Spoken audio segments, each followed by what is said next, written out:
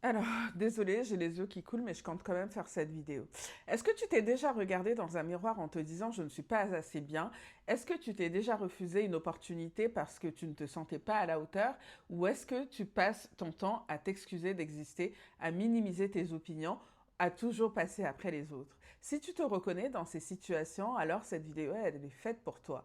Aujourd'hui, on va parler d'un sujet fondamental qui impacte absolument tous les domaines de ta vie, l'estime de soi. Parce que l'estime de soi, ce n'est pas de l'arrogance, c'est pas se croire supérieur aux autres, c'est simplement se reconnaître de la valeur.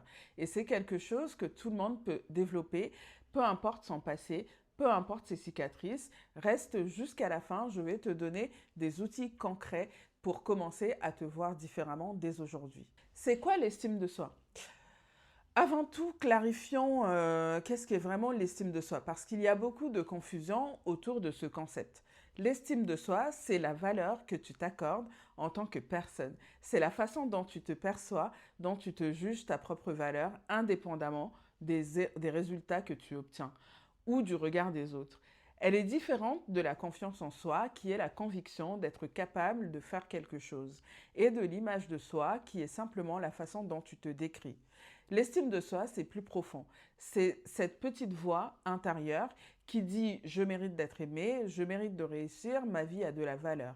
Une haute estime de soi ne signifie pas que tu penses être parfait, ça signifie que tu t'acceptes tel que tu es, avec tes forces et tes faiblesses, sans avoir besoin de la validation des autres pour te sentir bien.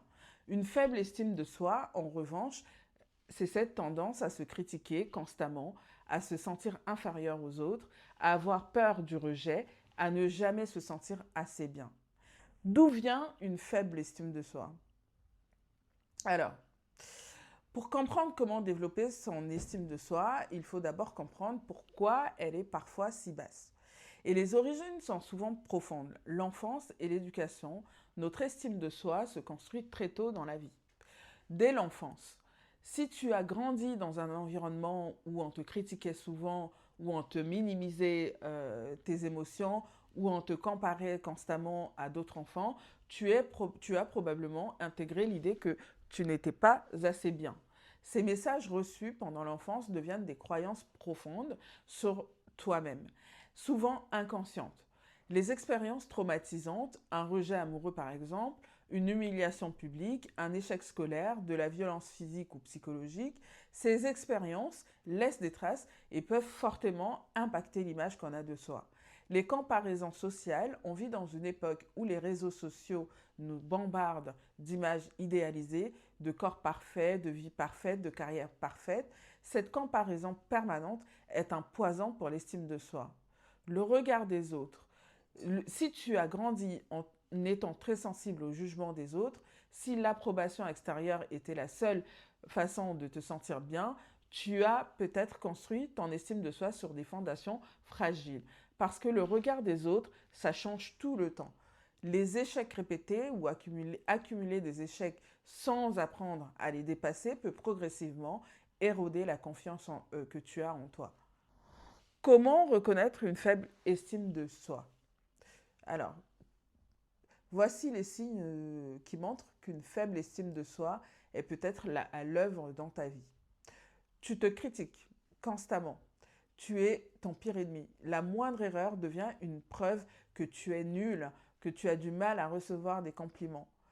Quand quelqu'un te dit quelque chose de positif, tu minimises et tu te demandes ce qu'il cherche. Tu cherches constamment l'approbation des autres avant de prendre des décisions. Tu évites les situations nouvelles par peur d'échouer ou d'être jugé. Tu t'excuses tout le temps, même pour des choses qui ne sont pas de ta faute. Tu tolères des comportements irrespectueux de la part des autres parce que tu penses ne pas mériter mieux. Tu compares ton parcours à celui des autres et tu te sens toujours en retard, toujours en dessus. Moi, c'est précisément ce point-là qui me concerne. Le fait d'avoir repris mes études à 35 ans, que je n'ai pas d'enfant, ni le permis, me fait sentir en retard. De plus, j'ai l'impression que ma dépression qui a duré 5 ans m'a fait perdre 5 ans de ma vie. Mais cette comparaison n'est pas vraiment nécessaire car chaque parcours enseigne quelque chose de positif et nous rend plus résilient. Est-ce que tu te reconnais dans certains de ces comportements? Si oui, ne te juge pas. C'est déjà un grand pas de le reconnaître. Alors, les 8 piliers maintenant pour développer son estime de soi. Je vous apporte une solution concrète. Voici maintenant les 8 piliers concrets pour développer une estime de soi solide et durable. Pilier 1. Prends conscience de ton dialogue intérieur. La première étape est d'observer comment tu te parles à toi-même. Est-ce que tu te parles comme tu parlerais à un ami ou comme tu parlerais à un ennemi? La plupart d'entre nous se parlent avec une dureté qu'on n'acceptera jamais de la part de quelqu'un d'autre. Commence à remarquer quand tu utilises des formules comme je suis nul, je suis incapable, je ne mérite pas, et remplace-les progressivement par des formulations plus neutres ou bienveillantes. Pas forcément positives du premier coup, juste moins destructrices. Pilier 2. Arrête de comparer aux autres.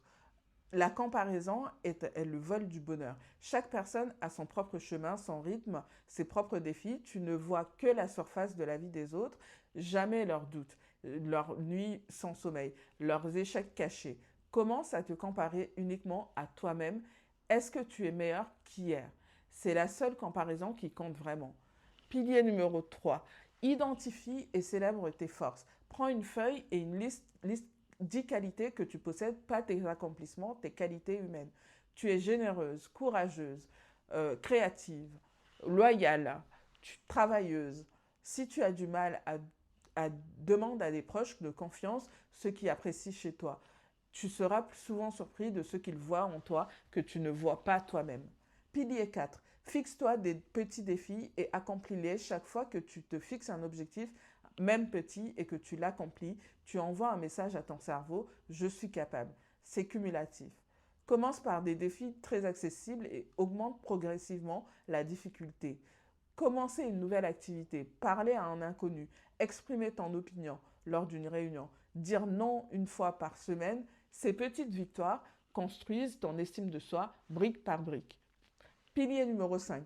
Prends soin de ton corps. Le lien entre le corps et l'estime de soi est profond.